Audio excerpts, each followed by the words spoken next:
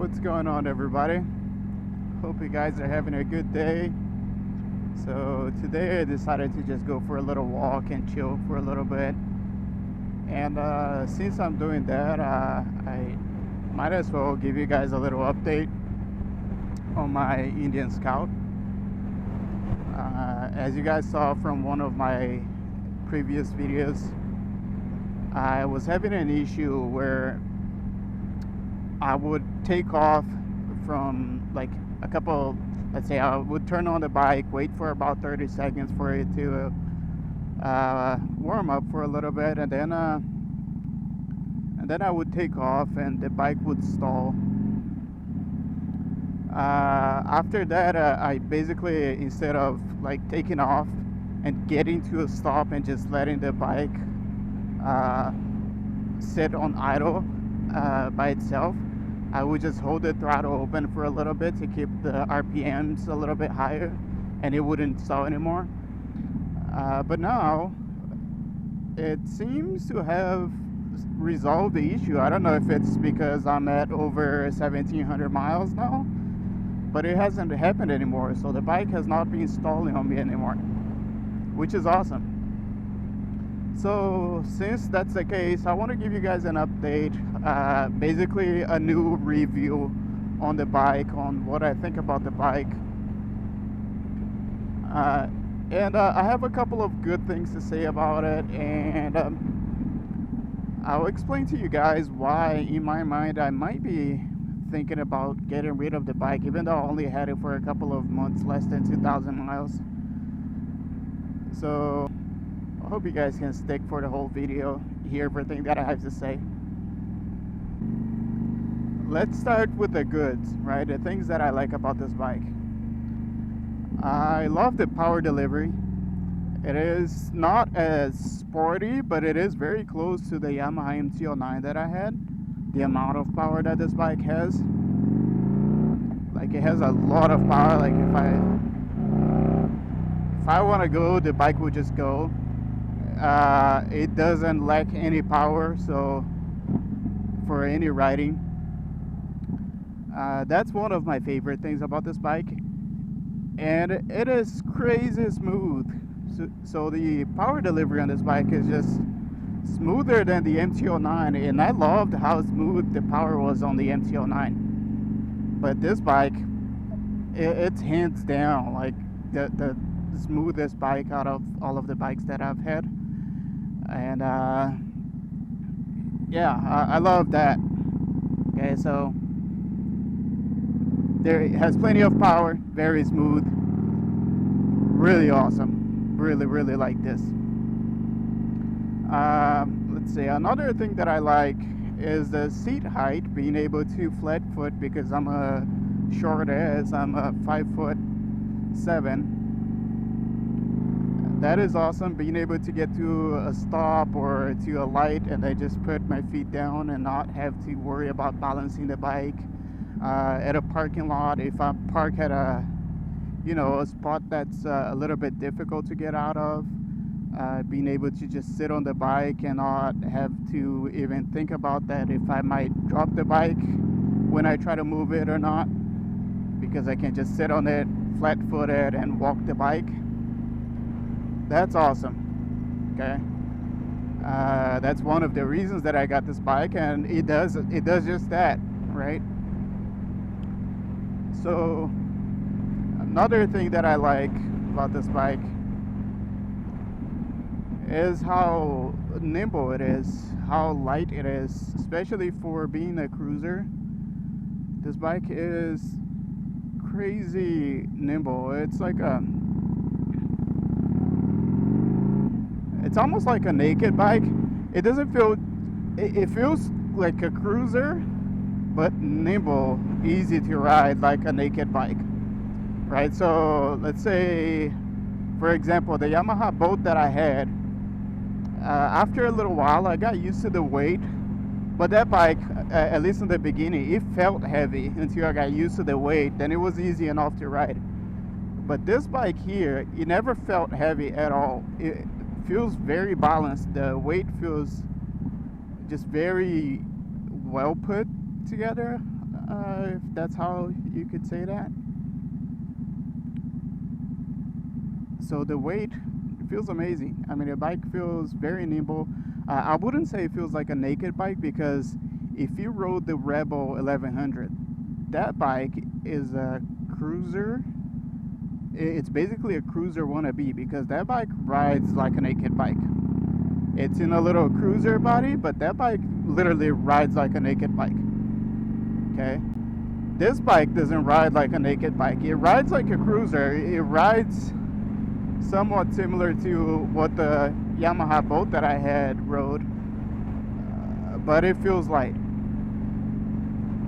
And that's awesome, because I bought the bike, wanted it to be nimble enough for me to commute and go through traffic.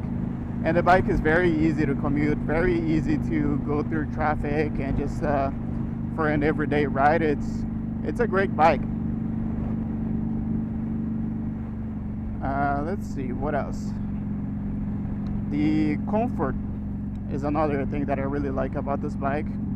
And one of the main issues that I had with the MT-09 was my left knee is not that great. So after riding the bike for about 40 minutes, my left knee would hurt a lot. And with this bike having forward controls, it's very comfortable for that. There is, I would say the suspension, it is comfortable enough. It's way better than the Yamaha boat, but it's, I would say it's almost on par with the MT-09 on how comfortable it is. The suspension is actually, I think, for being like a small cruiser, the suspension is actually very good. It doesn't feel super bad on bumps. But I'll come back to that. There's a negative side of that when I start talking about the negatives. Another thing that I like, having cruise control is awesome. This being the Limited Plus Tech version, it has a keyless ignition, which is the best thing ever. So when I had the Yamaha MT-09, I let my bike stall a couple of times just because I forgot the key and I forgot to turn off the ignition. I mean, not stall, I let the bike, sorry, did not see those guys. So I let the bike die out of battery because I forgot to turn off the bike and left the key on the bike. Right, so yeah, that's my head for you guys. That's I kind of struggle with. I have two small kids, so remembering this kind of stuff sometimes is difficult. So being able to just hop off the bike, press a button for it to turn off, and then just bounce is awesome, right? And even if I forget to turn it off completely, it will shut down after a couple of minutes, and that's great. So I love that. Just keep the keys in my pocket, just hop on a bike and ride. That's one of my favorite things about this bike too. The gauge is good. I mean, I can see all the information. I like that. Sometimes I use this option here that I can see the mileage a little bit better for my blind eyes. So overall, the bike is very nice. It's very comfortable. It's very smooth, very nimble, easy to ride.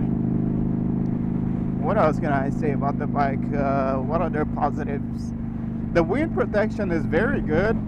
I didn't think this windscreen was gonna do much, but actually, the air that I get is very clean. At least for my height, I'm 5'7". The air that I get is very clean.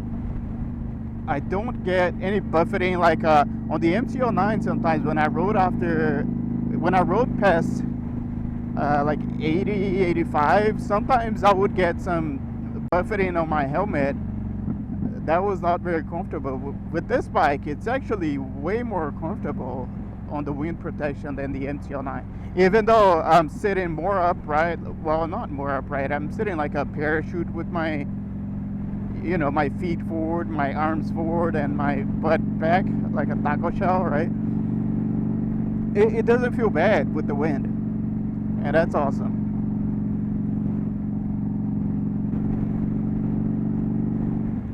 Okay, another thing that I love about this bike, cruise control, being able to just rest my hand if I'm doing long rides, that's awesome. Like, because, sometimes you get fatigue on your hand if you're riding and you're holding the throttle for like a long time. Let's say you're doing like an hour ride to go somewhere that's about an hour away, right? You don't really want to do a stop between for just a short 1 hour ride. And if you're just on the freeway for an hour holding the throttle, you get a bit of fatigue on your hand. And having cruise control, I don't think I can go back to a bike without it, just because it's so good. I love it. That's really, really awesome. Another thing that I forgot to mention that I love about this bike is how smooth the gear shifting is. The gears, they never really miss. With the MT-09, there were a couple of times that I would try to use the quick shifter, but mainly with the quick shifter, it would not shift. With the Honda Rebel that I test rode 2 Honda Rebels, both of them, the shift would kind of find neutral all the time when trying to change the second gear. With this bike, it just clicks and it goes. So the gearbox is very good. Okay, so I think those are all the pros. I don't think those are going to be all of the pros. The bike is an amazing bike, and I really like this bike. But I do have a couple of cons, and those are the cons that are kind of making me rethink, and I even started thinking of maybe I should, just sell this bike.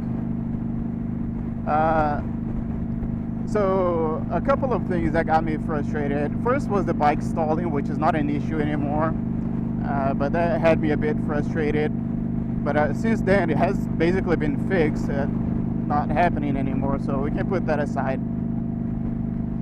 The other thing is I'm often riding one hand because I hate how far the handlebar is. If you guys have seen my previous review, you'll know that this is the worst thing about this bike, is how far the handlebar feels. Even coming from a naked bike, the MT-09 was way closer, way easier. It was like this, and this is like inches ahead, so I gotta lean forward. And I bought some bar risers, but that's one of the negatives too. So here's the thing, these bar risers, they suck. I hate them. Okay, that causes my back to arch a bit, and a couple of weeks ago I got rear-ended on my car. My back has been hurting since then, so for me to ride like this, it's uncomfortable. Okay, another thing, so whenever I go over any little bump, it hurts on my back now. And before it didn't. So it's not like the bike is uncomfortable to a point where you're going to have back pain all the time. It's mainly caused by the back pain that I already had from an accident. Okay, so it's not like the bike is just causing me back pain. I rode this bike for over an hour non-stop, no brakes, and no back pain. Okay, I got home with no back pain at all. It was totally fine. So it's not the motorcycle issue. Problem is being on this position. Now that my back is hurting, whenever I go over any little bump, it's uncomfortable. It hurts. Okay, and I feel like if I was standing more upright, it would hurt less. So some bar risers will definitely help with that. So with these bars being so far forward, It's it's kind of dangerous. Jesus, sorry for my accent. So it's kind of dangerous. Sorry for my accent. Just because if I'm riding like this, my feet are forward, right? And I go over a big bump on the freeway. So what happens when you go over a bump is that your hands will basically go up, right? So if my hands go up, they tend to want to come off of the handlebar. And there were a few times already that I was on the freeway, and because I'm riding like this, when I see the bump, but I can't really lift myself up because of the forward foot controls. So I can't lift myself up because of the forward foot controls, and then I try to grab onto the handlebar, and the bump makes me do this and like jump up right on the seat, and that didn't feel safe, right? So that's kind of a big issue. If I had bar risers, it would probably not be as bad, but I would feel even more on my back because of the bump, right? So if I'm gonna keep this bike for a long term, even though I really, really love the forward controls because it's so comfortable, I would probably end up putting mid controls, okay? Just for that reason. And it's not that the bike overall is uncomfortable, as I mentioned, but because there were some situations that it didn't feel safe. Like you see, like that bump was weird. But that was not even a bad one, and I'm not going fast. But if I'm going fast on the freeway and then you go over a bump, Jesus, all that garbage on the side. And then I go over a bump, it feels scary sometimes. It doesn't feel safe.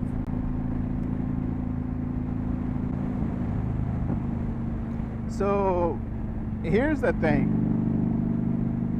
That's mainly like the main issue that I have with this bike. It's just this, like that with this forward foot controls and the bar risers pulling me so far forward, it feels dangerous. That's really the main issue that I have. Other than that, the bike has been very good. I really like how it rides. But there's one other thing that is kind of like making me wonder hardcore if I should sell this bike or not. And that is aftermarket parts. So here's the deal.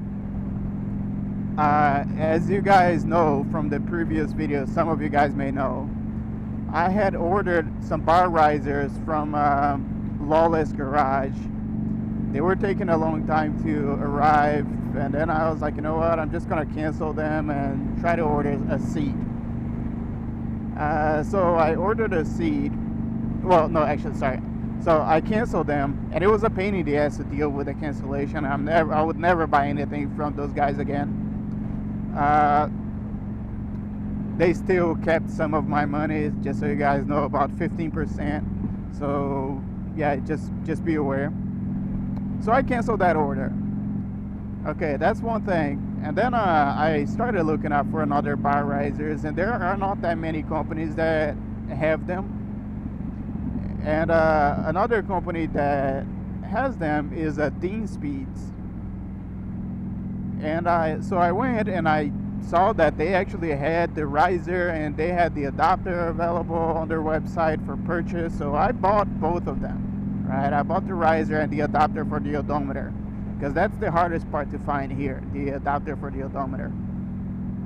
Bought that, and he was saying the turnaround time was gonna be about 4 or 5 weeks. So I thought, okay, cool. So that was 9 weeks ago. They still haven't shipped it. Okay. So that is another thing that it's frustrating. Like, you buy parts, at least for now, you buy parts and they just take forever to arrive. And everything is expensive too. So that made me wonder, like, you know, like, do I really want to keep this bike? Because if I'm gonna be honest, and I want to make the bike as comfortable as possible for me, for my body, and the way that I want, which I want to put like some saddlebags, I want to maybe put some mid controls, a bar riser, like a 2-up seat. So all of that would cost probably another $4,000 or $5,000, and I feel like that's a lot of extra money to put on this bike, which makes me wonder, like, do I really want to keep this bike and have to spend all of that money on this bike to make it be like perfect the way that I want? That's the thing with cruisers, like, you can make them as comfortable as possible, like they you can literally custom them to make them fit you and your needs, right? And so that made me kind of wonder, like, maybe I'm just like, cruisers are just not meant for me, right? So not because I don't like the bike, not because it's uncomfortable. I love the bike, it's very comfortable, it rides awesome, but because for me to make the bike the way that I want it for me, first of all, it's been hard to find aftermarket parts. Second of all, everything is very expensive. So like a seat is like $800, $900. So a riser is like $800, $900. So the mid controls are like $500. So everything is expensive. Okay. So if you're gonna buy a cruiser, be aware that if you're gonna customize it, everything is expensive. So I don't know if I want to spend that much money to make the bike as comfortable as possible. Okay, so I took a trip to a motorcycle shop the other day, and I saw a BMW F800 GS, which is basically like a more road-oriented adventure motorcycle. And that bike had it had the panniers on the side, it had the top case on the back, it had a comfortable seat for 2-up, cruise control, everything. That bike had everything, right? It was loaded with everything, all the technology that you can think of. The adjustable suspension that you just press a button for it to adjust. And that bike is priced at $14,000, and this bike here, out the door, as is over $19,000. So that bike out the door will basically have everything that I would need and want to be able to ride comfortably, to have the extra storage from the panniers and all. And it would be way cheaper out the door. So that had me thinking, like, that kind of stuff has me thinking, like, you know, maybe I'm just not right for a cruiser. Because I don't know if I want to spend that much money more to customize it. Even though I really like the bike, I don't have enough complaints or reasons to say that, like, I'm selling the bike for, you know, because this doesn't work or that doesn't work. The bike is awesome. If I had unlimited money, I would probably keep it. And I don't know yet. I'm not even saying that I'm selling it. But I am. That made me think about it. Okay. So since I didn't have much to add about the things that I don't like about the bike, here's another thing. The fuel gauge on this bike, This screen in general is good, but the RPMs, like if you're hitting the throttle, the RPMs are a little bit delayed. Fuel gauge sucks. Okay, so like right now I'm at half a tank, and when I parked the bike at home before I took it out today, it was basically saying that I was at full tank. Okay, so if I don't remember when I put gas, or like how many miles I rode after I put gas, I never really know how many miles I have left on the bike. So the fuel gauge sucks. So if you plan on buying the bike and relying on it, I mean, it's good that you have something. It's better than nothing. But might as well just have a little light there that says you're on the reserve, right? So yeah, that's another thing that's not great on this bike. But that's pretty much it, guys. I'm sorry that it's not a better review. I'm not posting all the specs. I'm literally just giving you guys some of my experience, of my honest, like, owner's review on what's going on through my head. And I want to hear from you guys. You know, if you guys have any questions, if you own a Scout, or like if you guys spent money customizing your Scout. I know that some people love doing this and they don't care about how much money they're gonna spend to customize it, and that's awesome. You know, I love seeing the custom bikes. I mean, there are some bikes that have so many mods and customizations that make the bike look awesome, and I love seeing those. But I don't know if I want to spend that much money on this bike, or on any bike really.